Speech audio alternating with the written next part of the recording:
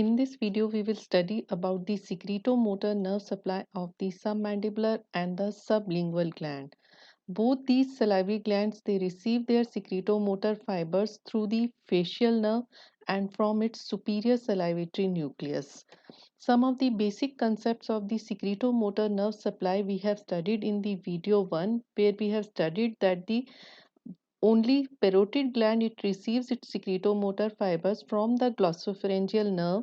Rest all the glands in the head and neck like submandibular, sublingual, lacrimal, palatine and nasal glands, they receive their secretomotor fibers through the facial nerve.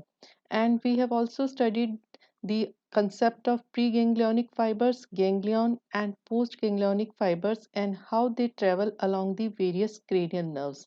For these, you can refer to the video 1. Here we will start from the superior salivatory nucleus of the pons, from where the secretomotor fibers for the submandibular and sublingual gland they are derived.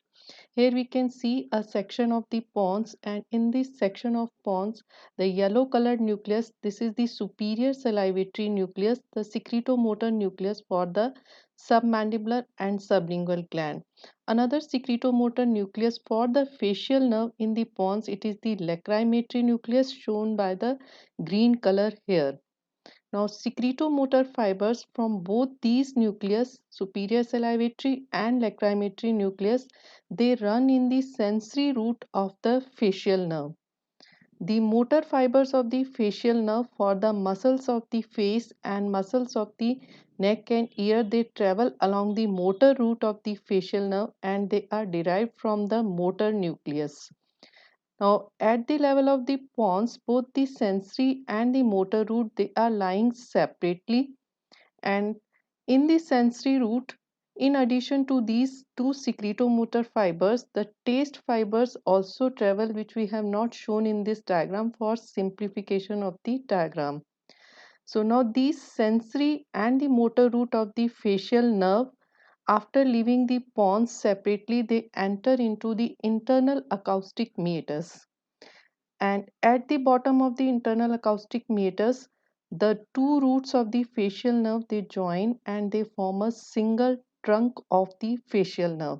So here we can see at the bottom a single trunk in which the sensory root with its secretomotor fibers shown in yellow color for submandibular gland, for green color for the lacrimal gland, and their red color for the motor fibers.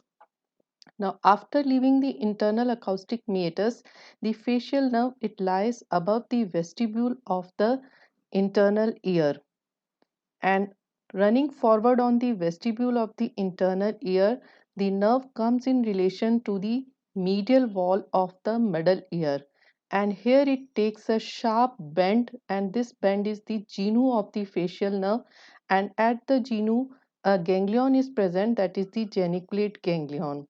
Now, at the level of the geniculate ganglion, these fibers which are for the lacrimatory nucleus, they will leave the facial nerve from here and they will leave as the greater petrosal nerve.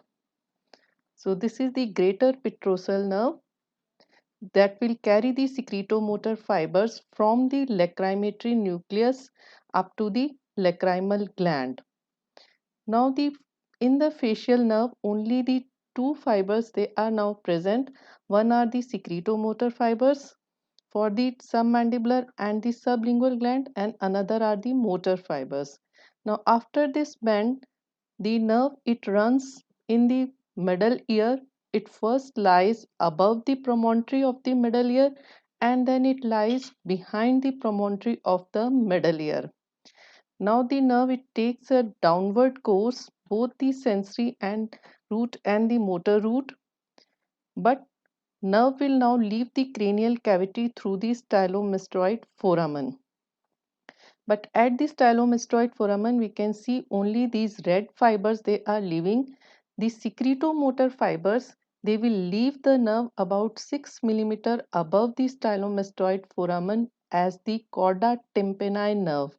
So this is the chorda tympani nerve which has left the facial nerve about 6 mm above the stylomastoid foramen, and this chorda tympani nerve, it is carrying the secretomotor fibers from the superior salivatory nucleus in the pons.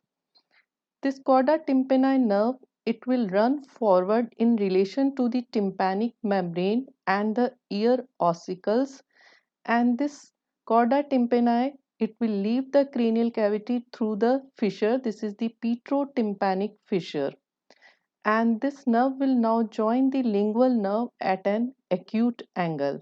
So now the secretomotor fibers from the chorda tympani nerve, they will run along the lingual nerve, which is a branch of the mandibular nerve, that is a part of the fifth cranial nerve.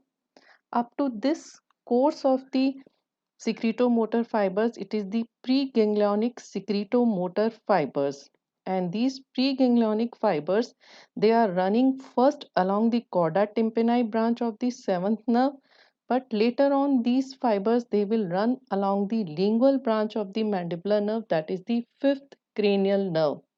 So here the course of the preganglionic fibers, they differ from that of the parotid gland, in which the preganglionic fibers, they were running only along the glossopharyngeal nerve, and but in the submandibular and sublingual gland, preganglionic fibers first run along the seventh nerve and then along the fifth nerve.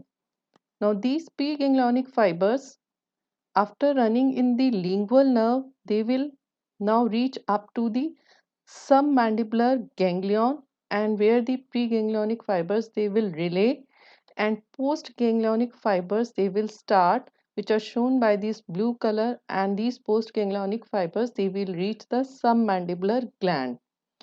Now some of the postganglionic fibers, they will also travel along this lingual nerve up to the sublingual gland.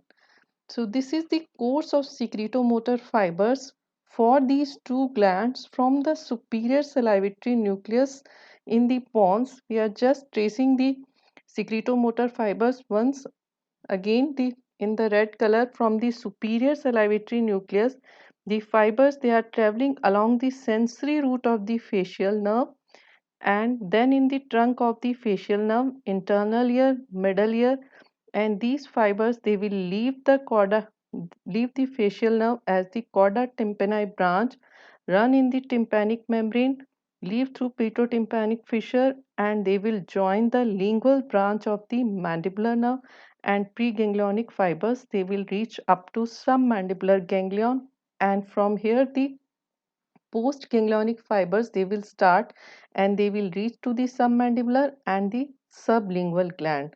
So submandibular ganglion, it is topographically related to the lingual nerve. That means by location it is related to the lingual nerve, but functionally it is related to the chorda tympani branch of the facial nerve. So in this video we have completely traced the course of the secretomotor fibers, and we have also studied about the submandibular ganglion and how chorda tympani, it will leave the facial nerve about 6 mm above the stylomastoid foramen.